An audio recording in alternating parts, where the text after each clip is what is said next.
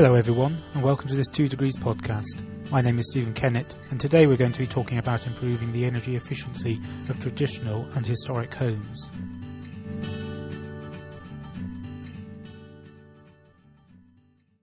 I'm here today with Rachel Coxcoon of the Centre for Sustainable Energy. Thanks for joining us today, Rachel. No problem. The Centre, together with the Bath Preservation Trust, has recently published guidance on how to improve the energy efficiency of Victorian and Georgian homes in the city. Can you just tell us a bit more about the reasons behind this project? The Centre for Sustainable Energy, which is a registered charity, had been working with Bath and North East Somerset Council back in 2009-2010 on their planning policy frameworks, which all local authorities have to go through. And one of the things that was coming up a lot when we were running public consultation events was people from both ends of the spectrum coming to us very concerned about how to deal with climate change in heritage buildings. So we had people whose initial concern was primarily the preservation of Bath's heritage, who were very worried that they felt inappropriate development to do with renewable energy or energy efficiency measures was occurring, and that there was no obvious policy framework within which the decisions were being made. And at the other end of the spectrum, we had people coming to us who were, probably predominantly driven by concerns about climate change, who felt that heritage was a barrier to making changes to their homes. They were being told they couldn't put double glazing in, or they couldn't, install a biomass boiler because the flue would be visible and such like. And it seemed as if there was a bit of a conflict going on in a way where certain people were taking certain positions and nobody was really being able to discuss. So what we did was approach the Bath Preservation Trust, who are clearly very knowledgeable about how to care for and manage conservation of old buildings, and say, well, how about we work with you to bring in your membership, and we'll use our contacts locally in the sort of green and environmental groups, and we'll work to bring people together to find out what the common ground is.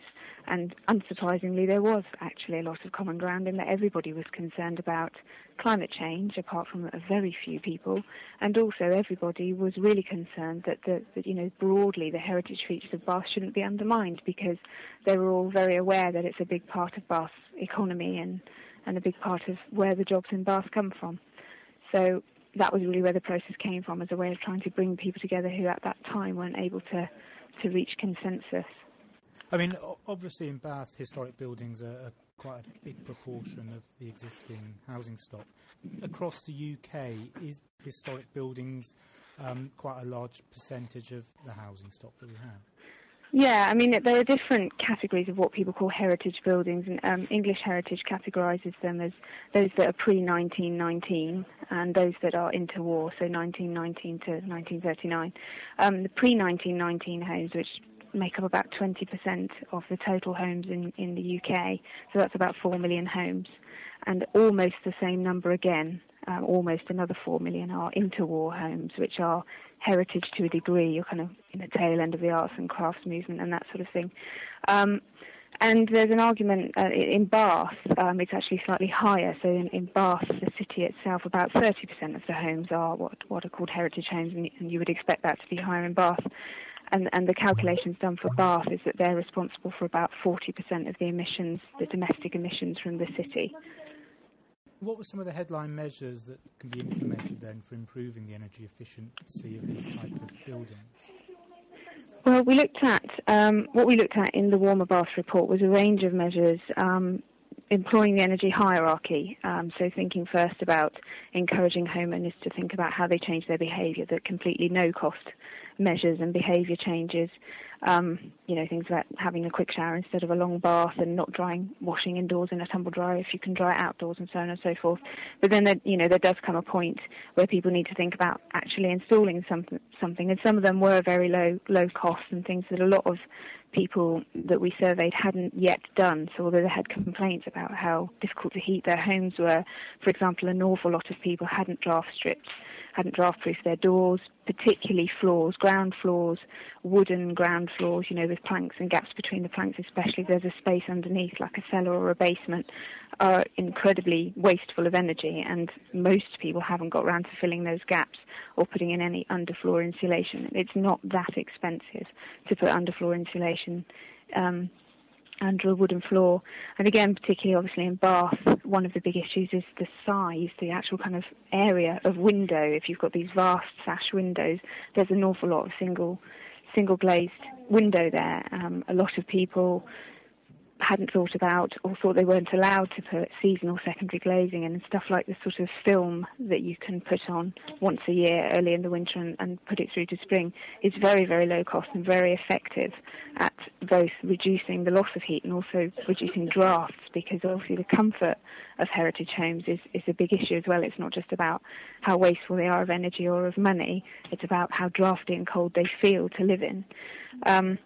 And then moving on from that, again, particularly in Bath homes, a lot of them are missing their shutters, and they are reasonably costly to have remade, but generally speaking, they will pay for themselves in terms of adding value to the home, and they do really help with keeping the heat in, particularly if you remember to shut them early in the evening.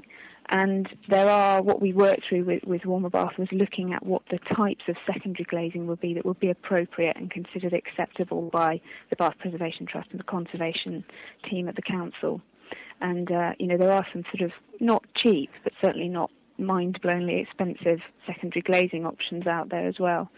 And then you move into things which are probably at the very expensive end, and each of those are considered in the report. So things like internal and external solid wall insulation, and looking at insulating under solid floors, which is very expensive, but again, in some cases is worth doing if you know you're going to be there a long time. Yeah. I mean, are there any measures which you found to be just not worthwhile or too invasive? Again, it depends how much disruption the householder is willing to put up with. Some people are quite against internal solid wall insulation because you lose floor area when you do it. Not much, but, a few inches on each wall in from where the wall used to be. But again, in some of the Bath homes, the rooms, compared to a modern house, the rooms are very big. So actually, in terms of, if you were to move from there to a lovely, massively well-insulated modern home, you would end up with smaller rooms anyway. But obviously it is a big disruption when that work's being done, because all of the electrical sockets and skirting boards, the doors have to be raised, the door frames have to be altered, lots of movement has to occur. But, once it's done, you can move back in and you will have a warmer home. In some cases, particularly on the rear elevations of houses, it could be more appropriate to do external solid wall insulation, since a very large proportion of Bath's traditional homes were originally rendered anyway. So you would actually be reinstating something that looked like the original finish. And although external solid wall insulation is more expensive than internal, it's much less disruptive to the homeowner when the job's being carried out, because it's much like having the outside of your house plastered. And it's really down to the person. There isn't a measure that we looked at in Warmer Bath that we would have sort of discounted and said, for nearly everybody this will be too disruptive or too expensive or too invasive, because it's very much down to that householder.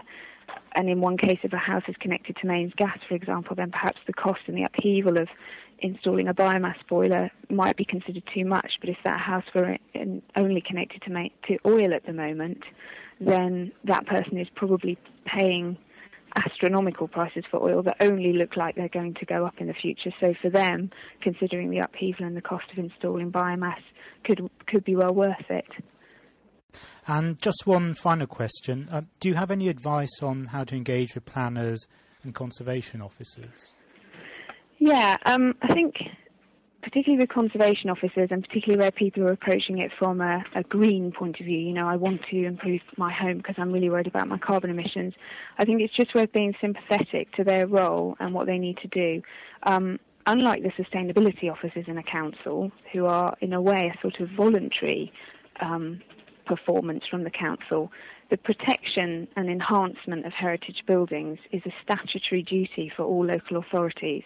And so there is actually, a national level of law on their side, if you know what I mean. And they do have a statutory duty to protect and enhance the heritage of whatever area they happen to be working in. So approaching it as a kind of conflict-based, you're trying to stop me doing this, is really not the way, and it's not very helpful. So definitely understanding the sphere that they're working in. But also, I think what we've proved with Warmer Bath is that you can get the community involved in helping to make decisions about how policy will be framed, which then makes everybody much clearer about where they stand. So in Bath, there is now coming forward, which should be adopted in sort of February or March 2012 a supplementary planning document on green construction, which also includes a significant section on retrofitting heritage buildings. And more local authorities need clear guidance like that. And I think the Bath work will be a really good thing for other local authorities to build on. So if you don't live in Bath and you think your council doesn't have clear policies, then you should be pointing them towards the work that Bath has done or will have adopted in another few months, because I think it would be quite groundbreaking and something that other councils could learn a lot from. That's great. Thanks a lot for that, Rachel. Some really helpful advice. Great. Thanks.